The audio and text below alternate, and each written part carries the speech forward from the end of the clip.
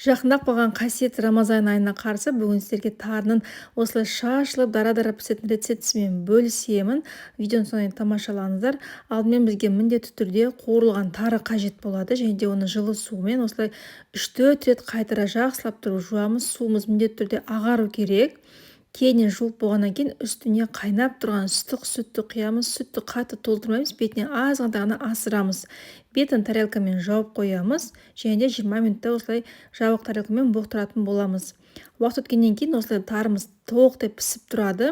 Бұны міндетті түрде біз енді кептіріп алуымыз қажет болады. Осылай майлыққа тарымызды жайып шығамыз.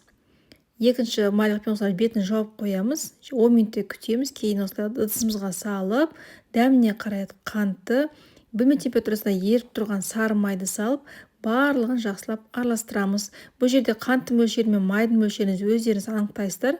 Дәміне қарай осылай кесемізге салып, үстін қатты бастырып, өзіңіздің қалауынша кез келген тарелкаға салсаңыздар болады. Міне осымен біздің майсөгіміз дайын. Міндетті түрде осы рецептпен дайындап көріңіздер. Әрине осында дәмді майсөктен кейін міндетті түрде отбасымызбен бірге құрамында ешқандай бояғыштар жоқ, хош иісті кениялық Сансет чемпион шайын ішеміз. Астарыңыз дәмді болсын.